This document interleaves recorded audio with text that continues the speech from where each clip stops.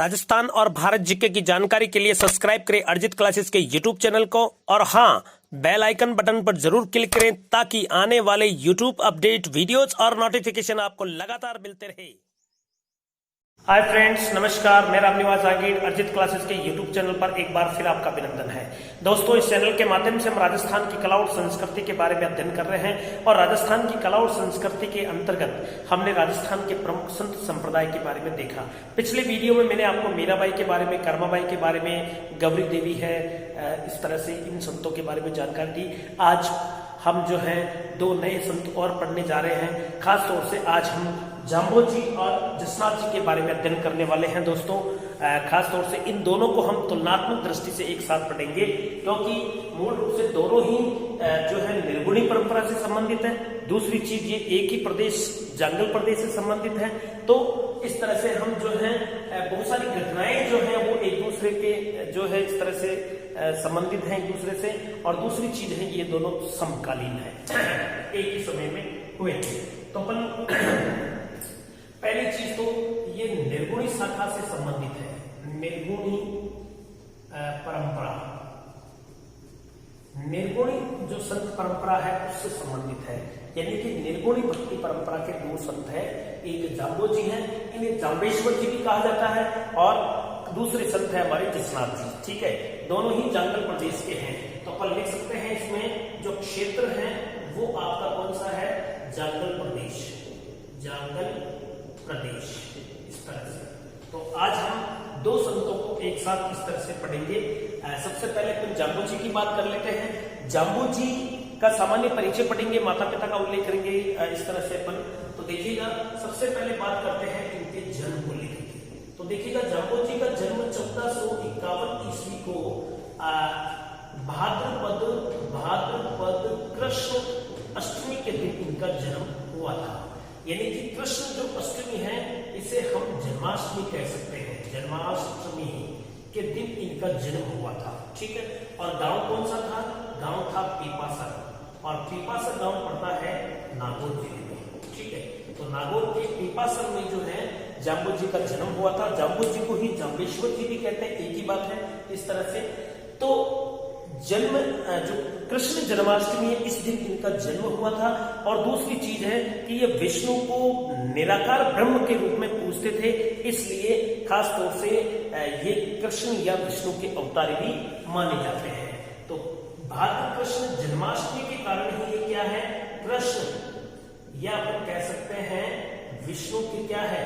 अवतार माने जाते हैं। कौन? आपके जाम्बोजी। अब बात कर लेते हैं अपन इनके बचपन का नाम। बचपन का नाम, तो बचपन का जो इनका नाम है वो है आपका धनराज, धनराज पंवार। इसका मतलब ये पंवार राजपूत थे। तो अपन जाति से संबंधित अगर बात करें तो इनकी जो जाति थी वो पंवार राजपूत थी, पंवार राजपूत, इस तरह से। बात करते हैं इनके माता पिता का परिचय ले लेते हैं। पिता लोहट जी पंवार थे, लोहट जी पंवार। इनकी माता जो थी, खास तौर से अपन बात करते हैं तो वो हंसा देवी थी, हंसा देवी, इस तरह से। तो ये इनके माता पिता का उल्लेख हुआ। उसके बाद में इनके जो है खास तौर से प्रमुख जो जन्म स्थल है वो पीपासर है। अब इसके बाद जो है वो आपके बीकानेर के समराथल इलाके में आते हैं और यहीं पर कहते हैं कि वो तपस्या करते हैं, यहीं पर इनको ज्ञान प्राप्ति होती है और सर्वप्रथम उपदेश भी वो यहीं पर देते हैं। चलो वो आगे पर चर्चा करेंगे, इससे पहले जसनाथ जी के भी बारे में पढ़ लेते हैं। तो क्षेत्र की बात करते हैं तो क्षेत्र इनका भी कौन सा है? जांगल प्रदेश है, जांगल प्रदेश। इसके अलावा बात करते हैं तो इनका जो जन्म है वो जन्म 1482 ईस्वी को हुआ था, और ये जो जन्म हुआ था वो कार्तिक शुक्ल एकादशी के दिन हुआ था, और गांव था कतरियासर बीकानेर, कतरियासर बीकानेर में इनका जो है जन्म हुआ था। ठीक है, तो जसनाथ जी की बात करते हैं तो जसनाथ जी भी जांगल प्रदेश के संत थे और जन्म इनका 1482 ईस्वी में कार्तिक शुक्ल एकादशी के दिन, और गांव था कतरियासर बीकानेर में इनका जन्म होता है। अब बात कर लेते हैं इनका मूल रूप से देखा जाए तो माता पिता का इनका उल्लेख नहीं आता है, और मूल रूप से देखा जाए तो इनके बचपन के नाम की अपन बात कर लेते हैं। बचपन का नाम, बचपन का नाम इनका था जसवंत, और जाति की बात करते हैं तो इनकी जाति क्या थी? जाट जाति थी। क्यों? क्योंकि इनके जो पोषक हैं या यो कह सकते हैं पोष्य, तो वो आपके एक तो था इनमें खास तौर से रूपा दे जो इनको पाला था माता बन करके, एक हमीरजी जाट है। तो अपन लिख सकते हैं हमीरजी जाट व रूपा दे, इन दंपतियों ने जो है जसनाथ जी को पाला पोसा था।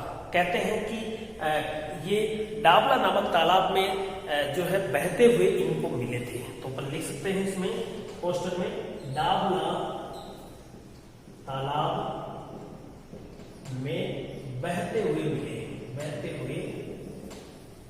किनको? हमीरजी जाट और रूपादे को। और उनके बाद में पालन पोषण किसने किया? हमीरजी जाट और रूपादे ने। तो यही इनके माता पिता माने जाते हैं। इस तरह से बचपन का नाम अपन ने पता कर लिया इनका, और मूल रूप से देखा जाए तो पालन पोषण करने वाले यही थे। अब कहा जाता है कि जसनाथ जी 12 वर्ष की आयु में, 12 वर्ष की आयु में इनको जसनाथ नाम कैसे मिला? कहा जाता है कि 12 वर्ष की आयु में एक्चुअली ये बचपन में जो है ऊंट चराते थे। तो 12 वर्ष की आयु में ये ऊंटनियां चरा रहे थे। कहते हैं कि एक भागथल नामक जंगल था जो कतरियासर में पड़ता है। भागथल नामक जंगल में उनकी ऊंटनियां खो गई थी, और उन ऊंटनियों को ढूंढते समय ही उनको गोरखनाथ जी मिल गए थे। और कहते हैं कि जंगल में ही उनको गोरखनाथ ने दीक्षित किया और उन्हें जसवंत नाम दिया।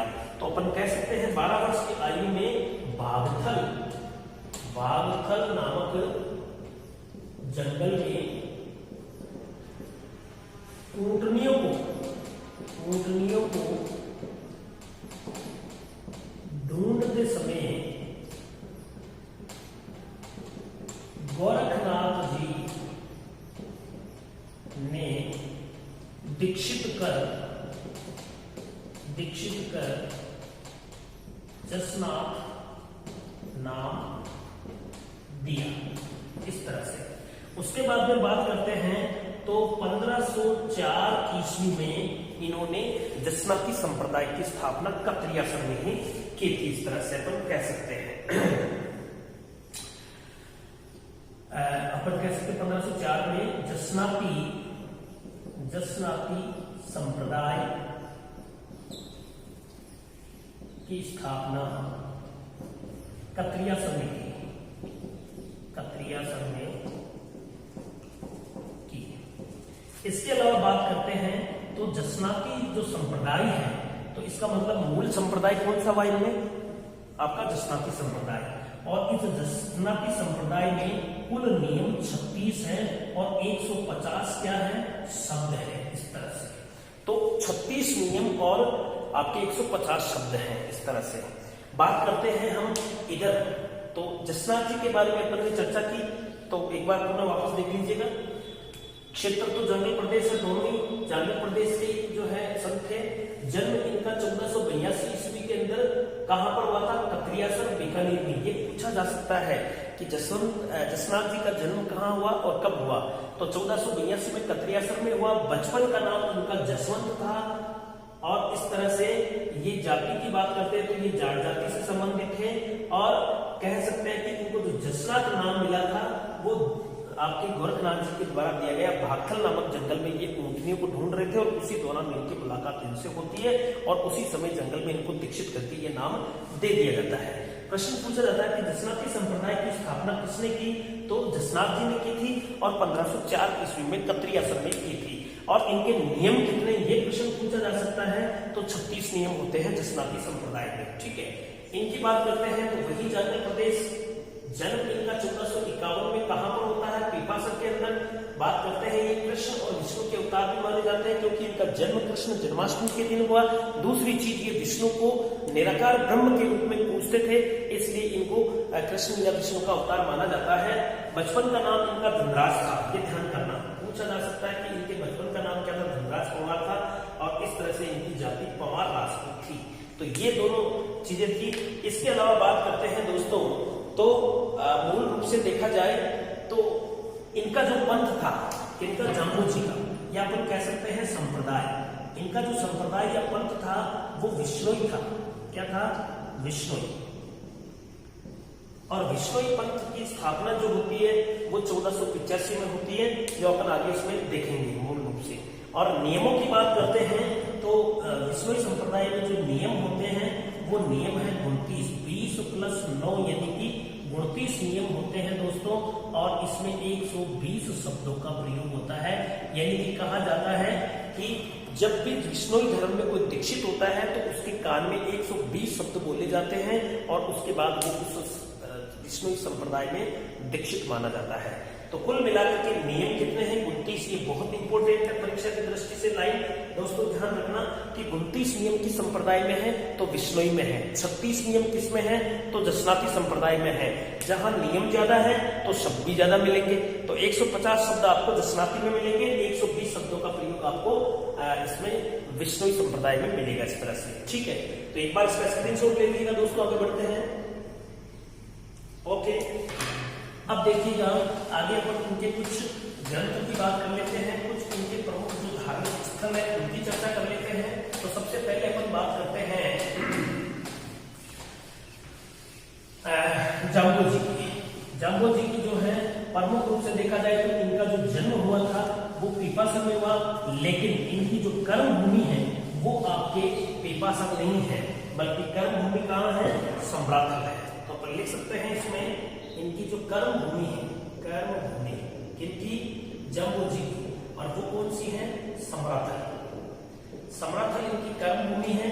इसी सम्राथल को हम धोक धुरा कहते हैं, धोक धुरा। इस तरह से ये इनकी जो है कह सकते हैं कि कर्म भूमि है। और इस सम्राथल में 3 चीजें हुई थी, ध्यान कर लेना। पीपासक से जाम्बोजी सम्राथल धोकधोरा आ जाते हैं और यहीं पर ये जो है आगे का कार्य करते हैं। तो यहीं पर इन्होंने घोर तपस्या की थी। क्या की थी? तपस्या। और तपस्या करेंगे तो क्या मिलेगा? ज्ञान मिलेगा। यानी कि ज्ञान की प्राप्ति भी इनको यहीं पर हुई थी। अगर ज्ञान की प्राप्ति हो गई, ज्ञान मिल गया, तो फिर क्या करेंगे? उस ज्ञान को बांटेंगे। तो कहते हैं प्रथम उपदेश भी इन्होंने यहीं पर दिया था, प्रथम उपदेश। और प्रथम उपदेश दिया था 1485 ईस्वी को। और इसी दिन इन्होंने विष्णोई संप्रदाय की स्थापना की। कहां पर? सम्राथल में। और बात करते हैं इसमें मुख्य रूप से देखा जाए तो कार्तिक जो है शुक्ल अष्टमी के दिन की घटना है। ठीक है। प्रथम उपदेश 1485 में, कार्तिक शुक्ल अष्टमी को। ठीक है। और इसी दिन जो है 1485 में क्या किया? विष्णोई संप्रदाय की स्थापना, विष्णोई संप्रदाय या पंथ की स्थापना। ठीक है। तो इस तरह से ये सम्राथल के अंदर कार्य किए थे। अब कहा जाता है कि कुछ दिनों बाद वो जो है सम्राथल को छोड़कर के मुकाम तालवा चले जाते हैं और कहते हैं कि वहीं पर इनकी जो है खासतौर से 1536 के अंदर इनकी मृत्यु हो जाती है। कहां पर? मुकाम तालवा में। हालांकि एक मुकाम तालवा में ही लालासर नाम का एक गांव है, वहां उनकी मृत्यु होती है और उसी के अंतर्गत जो है मुकाम तालवा में उनको समाधिस्थ किया जाता है। इस तरह से तो अगला जो स्थान है वो है मुकाम तालवा। मुकाम तालवा। और जो मुकाम तालवा है वो आपका नोखा बीकानेर में है। इस तरह से बीकानेर जिले में। ठीक है। अब मुकाम तालवा की बात करते हैं तो यहाँ पर जो है मुख्य रूप से देखा जाए तो ये इनकी मुख्य पीठ भी है। किनकी? जाम्बोजी की या विष्णोई संप्रदाय की। तो लिख सकते हैं अपन प्रधान पीठ, प्रधान पीठ, या अपन कह सकते हैं गद्दी। ठीक है। यहीं पर मुकाम तालवा में क्या हुआ? इनकी मृत्यु हुई और यहीं पर क्या है? इनकी समाधि है। इसलिए प्रधान पीठ और मुख्य जो संप्रदाय की जो गद्दी है वो आपकी विष्णोई संप्रदाय की वो मुकाम तालवा के अंतर्गत ही है। इस तरह से कह सकते हैं। और इनकी जो मृत्यु हुई थी वो 1536 ईस्वी में हुई थी। इस तरह से ये भी अपन लिख सकते हैं। इसके अलावा अब बात करते हैं इनके जो मेले हैं। मेले दोस्तों 2 बार आते हैं इनके साल में और दो बार की बात करते हैं तो एक फाल्गुन की अमावस्या को और एक आश्विन की अमावस्या को। तो अपन लिख सकते हैं इसमें फाल्गुन की अमावस्या को या अमावस्या को, और दूसरा मेला है आश्विन की अमावस्या को, आश्विन की अमावस्या को। तो फाल्गुन और आश्विन की अमावस्या को दो बार इनके मेले लगते हैं। अब इनकी बात कर लेते हैं अपन, जो है इनके ग्रंथों की चर्चा कर लेते हैं। तो एक बार इसका स्क्रीनशॉट ले लीजिएगा। ओके, अब इनके जो ग्रंथ बचे हैं उनकी चर्चा कर लेते हैं।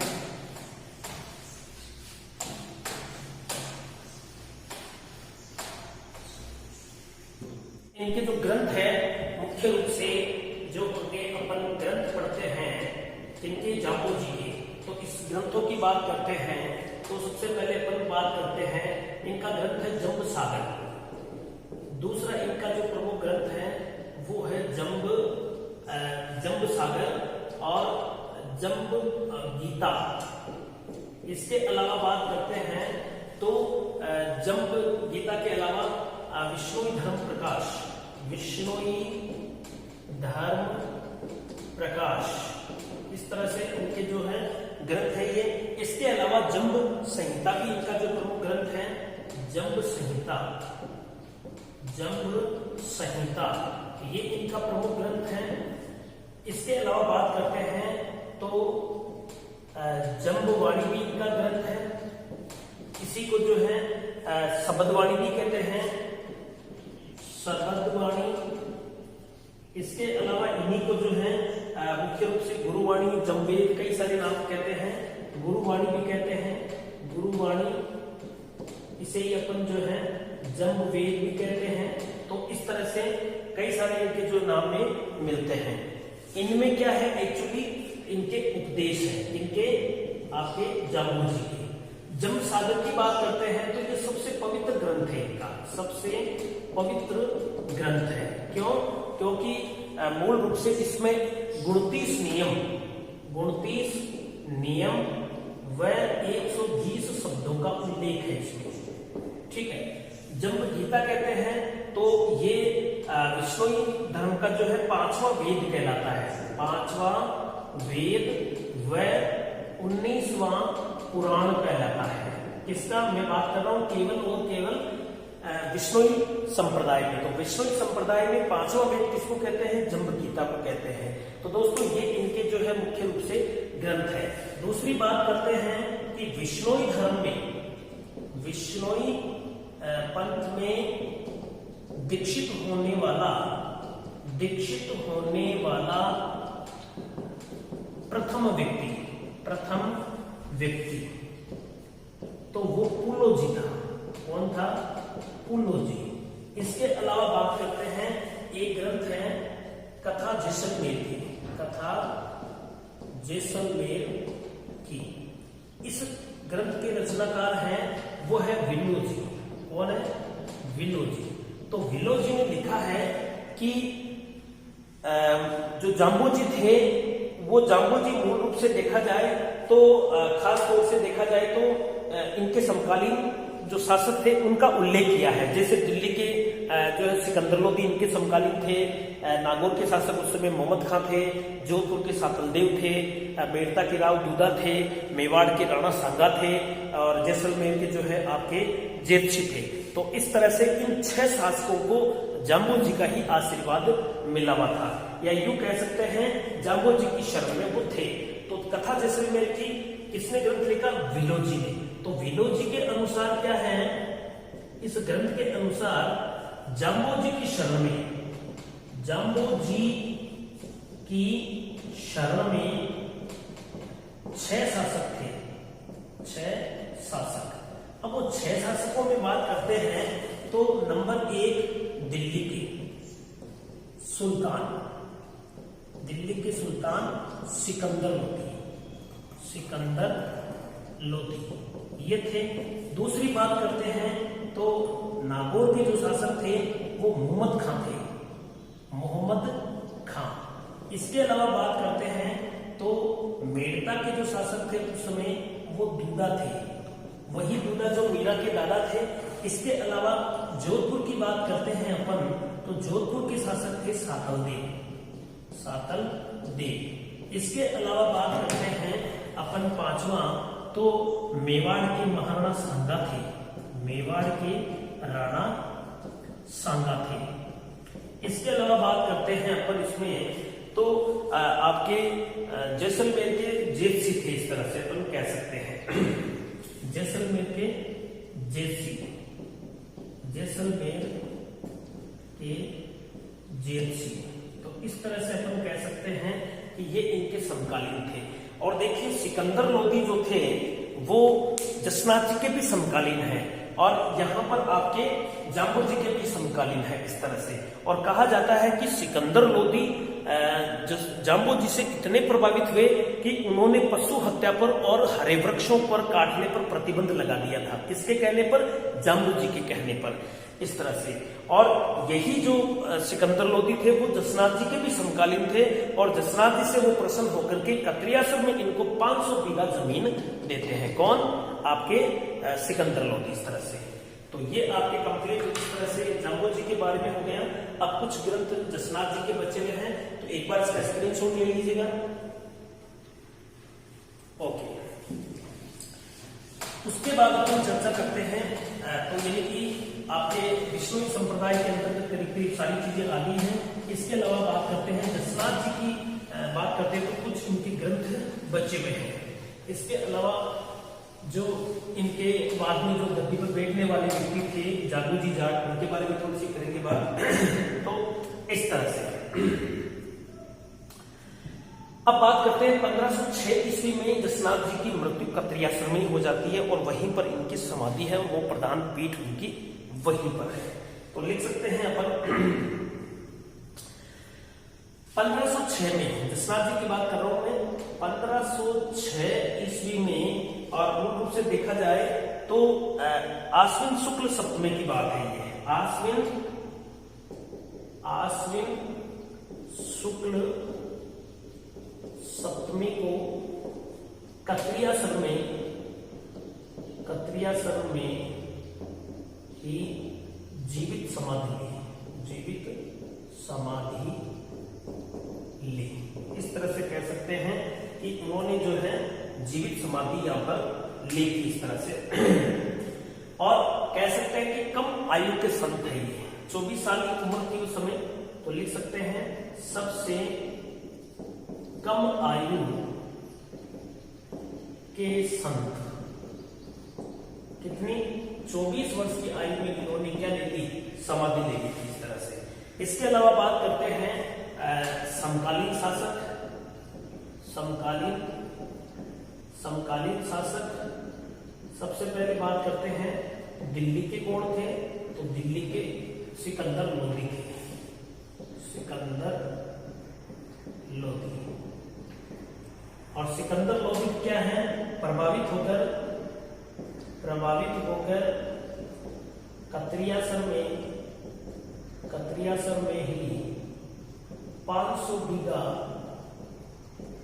जमीन दी। इनको आपके जसनाथ जी को इन्होंने जमीन दी थी। इसके अलावा बात करते हैं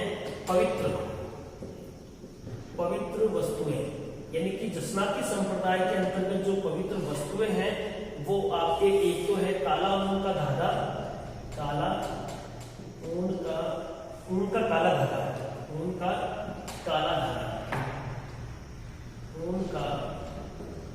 काला धागा। इसके अलावा बात करते हैं तो जाल वृक्ष, और तीसरा है मोर पंख या मोर। तो ये 3 चीजें जो है जसनापी संप्रदाय के अंतर्गत जो है पवित्र मानी जाती हैं।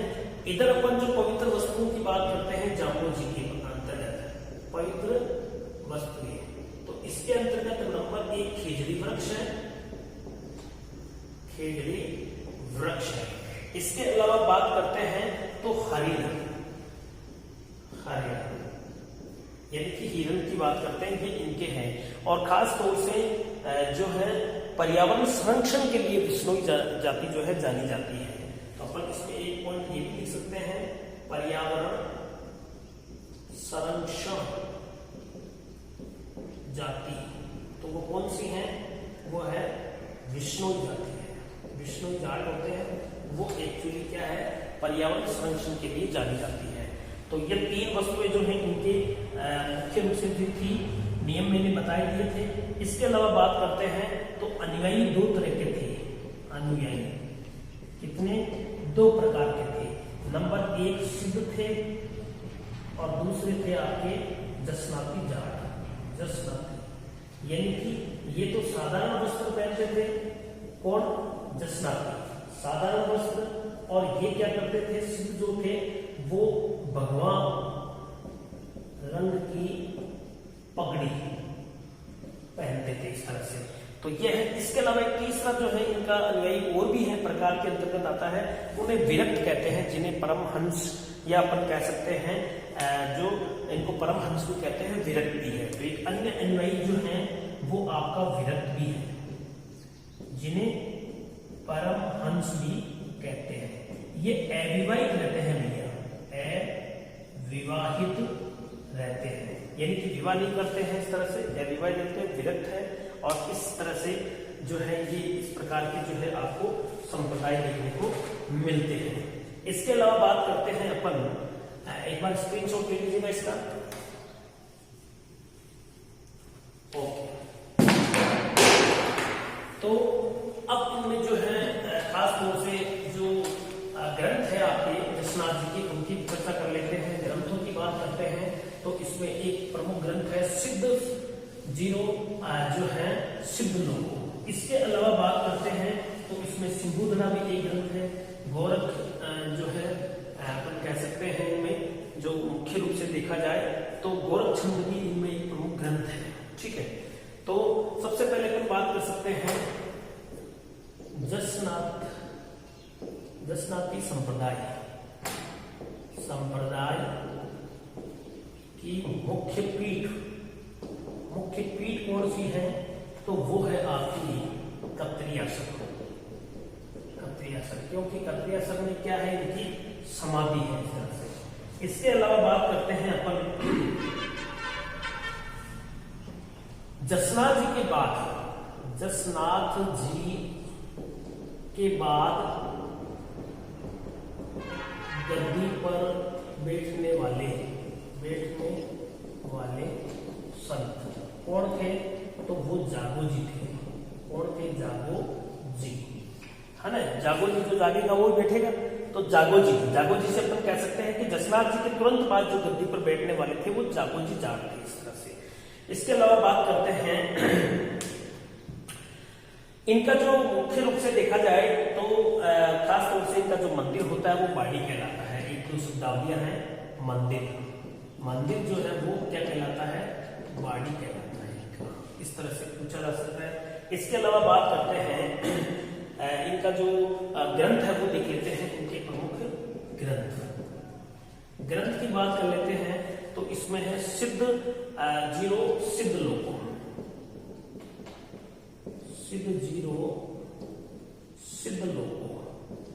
एक तो ये ग्रंथ है। इसके अलावा दूसरा ग्रंथ इनका सिंबुधरा है, इसके अलावा तीसरा ग्रंथ कोंडा है। इसके अलावा एक जो ग्रंथ आता है इनका गोरख छंद भी इनका जो है ग्रंथ है, गोरख छंद। तो इस तरह से ये इनके प्रमुख ग्रंथ है। तो आपके प्रमुख ग्रंथ आ गए थे। इस तरह से अपन बात कर सकते हैं। एक संत की और बात करेंगे और उनका जो प्रमुख नाम मिलता है हमें वो है सिद्ध रुस्तम जी।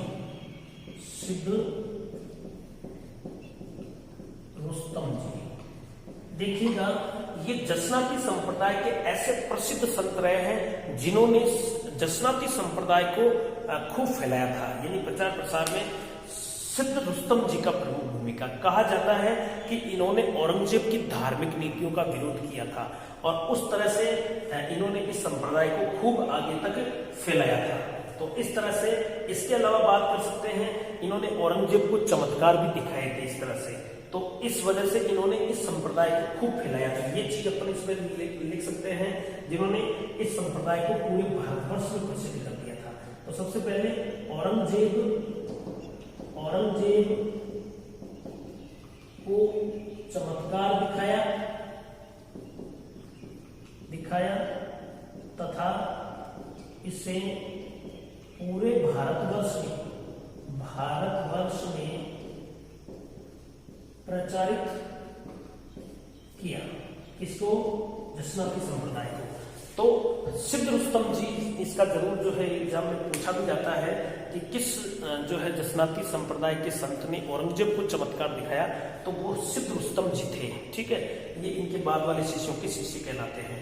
तो इन्होंने जो है औरंगजेब को भी चमत्कार दिखाया था, और इसी खास तौर से इन्होंने इस जसनाती संप्रदाय को पूरे भारतवर्ष में इन्होंने प्रसिद्ध कर दिया था।